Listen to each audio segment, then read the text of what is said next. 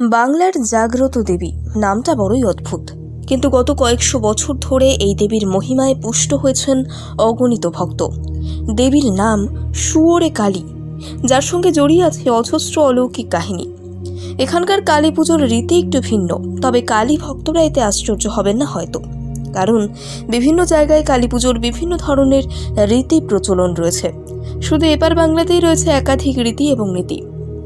নদিয়ার বামাখালীতে প্রতি মঙ্গলবার হয় এই পুজো, যার আদিপীঠ রয়েছে বর্তমান বাংলাদেশের রাজশাহীতে, যেখানে আজও প্রতি মঙ্গলবার পুজো শেষের পর নদিয়ার বামাখালীতে শুরু হয় দেবী কালীর আরাধনা। ভারতের স্বাধীনতার পর থেকে এমনভাবে এই নিয়ম করে চলে আসছে পুজোটি। রাজশাহীতে এই পুজো চলছে প্রায় 254 বছর ধরে। এই পুজোর বিশেষত্ব হলো এখানে পাঠা বা অন্য কিছু বলি নয়, বলি দেওয়া হয় শুয়োরের ছানা। বামাখালীর পুজো শুরুতে 51 জন পুরুষকে চৌনি নদীতে ডুব দিয়ে ঘড়া ভরে জল নিয়ে আসতে হয়। এরপর মানত অনুযায়ী নির্দিষ্ট সংখ্যক শুয়োর এখানে বলি দেওয়া হয়। বাংলাদেশে এই পুজো হয় মূর্তির সামনে। এখানে ঘটে দেবীর আরাধনা করা হয়। শুয়োরে কালীর পুজোর অন্যতম বিশেষত্ব, এই পুজোর জন্য কোনো পুরোহিতের প্রয়োজন হয় না। কথিত আছে অলৌকিকভাবে পুজোর দায়িত্বে থাকা ব্যক্তি দেবীর কাছ থেকে বার্তা পান, তিনি এরপর যার হাতে দাঁ তুলে দেন তিনি শুয়োর বলি দেবেন। এখানে আসতে গেলে কলকাতা থেকে গেদে লোকালে চেপে নামতে হবে মাঝদিয়া স্টেশনে। সেখান থেকে টোটো চেপে পৌঁছানো যায় এই শুয়োরে কালীপীঠে। আবার কৃষ্ণনগর থেকে বাসে শিবনিবাস বাস স্ট্যান্ডে নেমে টোটোয় যাওয়া যায় বামাখালী। ভক্তদের দাবি দেবী শুয়োরে কালী মনোবাঞ্ছা পূরণ করেন। শুধু তাই নয়, তিনি নানান রকম বিপদ আপদ থেকেও ভক্তদেরকে রক্ষা করেন।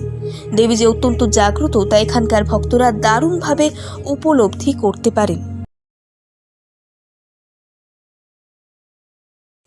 বাংলার জাগ্রত দেবী নামটা বড়ই অদ্ভুত, কিন্তু গত কয়েকশো বছর ধরে এই দেবীর মহিমায় পুষ্ট হয়েছেন অগণিত ভক্ত।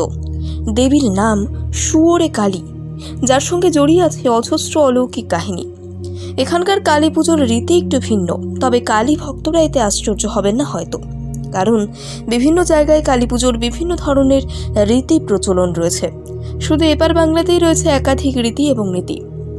নদিয়ার বামাখালীতে প্রতি মঙ্গলবার হয় এই পুজো, যার আদিপীঠ রয়েছে বর্তমান বাংলাদেশের রাজশাহীতে, যেখানে আজও প্রতি মঙ্গলবার পুজো শেষের পর নদিয়ার বামাখালীতে শুরু হয় দেবী কালীর আরাধনা।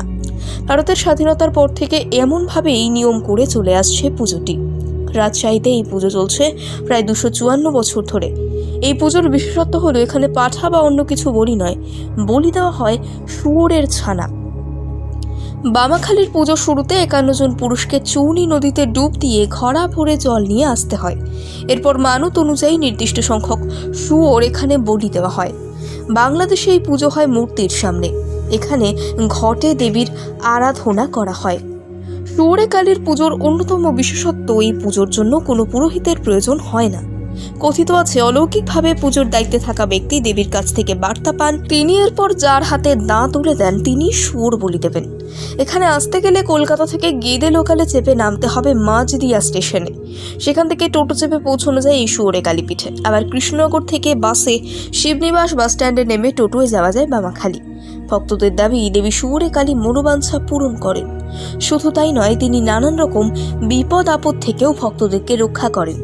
দেবী যে অত্যন্ত জাগ্রত তা এখানকার ভক্তরা দারুণভাবে উপলব্ধি করতে পারেন।